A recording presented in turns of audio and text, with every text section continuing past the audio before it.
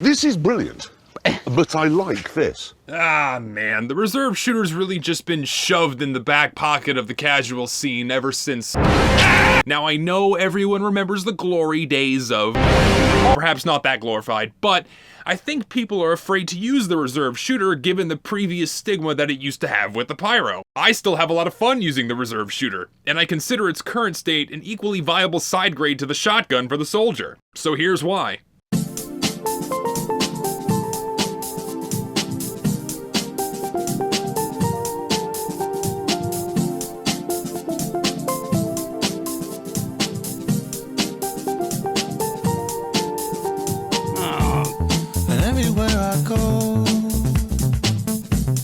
There's always something to remind me of another place and time.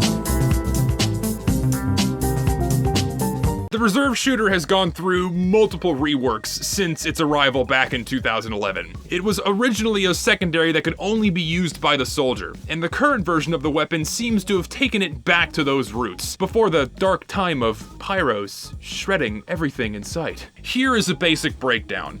The stock shotgun has 6 shots, each of them with 9 pellets. At point blank range, each of those pellets will do about 10 damage, totaling 90 damage for a single shot if all of the pellets hit their mark. If we multiply that by 6, we get 540 damage for a full stock shotgun clip. At long range, each of these pellets will only do about 3 damage thanks to fall off, so that drops us down to 18 damage for a full stock shotgun clip if a minimum of 1 pellet makes their mark. That's a fixed range, without mini crit or crit boosting, of 18 to 540 damage for a full stock shotgun clip, or 3 to 90 damage for a single shot. So now, let's take a look at the reserve shooter. We only have 4 shots with this secondary, but we have the same 9 pellets and damage falloff that are inherent to the stock shotgun. This means that a single shot from the reserve shooter is exactly equal to stock, ranging from 3 to 90 damage. Using the same math but with only 4 shots instead of 6, we get a damage range of 12 to 360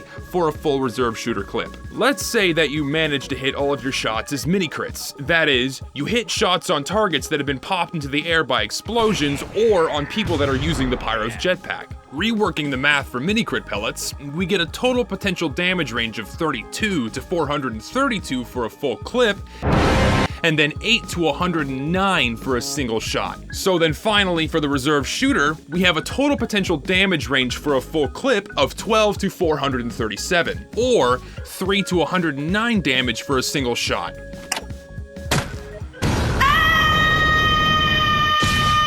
Alright, so putting all of this together, what do we have? The minimum damage output from the reserve shooter is 6 points lower than stock, which is fairly insignificant. However, the maximum damage output with a full clip is drastically lower by 103 points. So the raw power behind the reserve shooter's full clip makes this secondary look very underpowered. But for a single shot, we have a boosted maximum of about 19 damage and an even minimum of 3. So what the reserve shooter lacks in raw power with its full clip, it more than makes up for with the power and speed behind the first shot. The key thing here is this.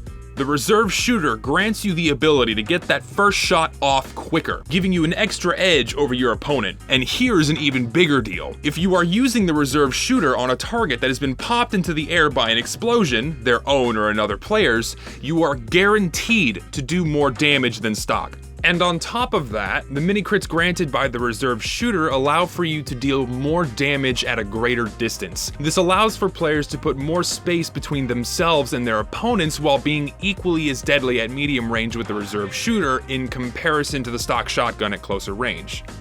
And I've also found that the speedy swap with the reserve shooter catches a lot of players off guard in general, and can really throw off even the most seasoned of players that you find yourself dealing with in the casual setting.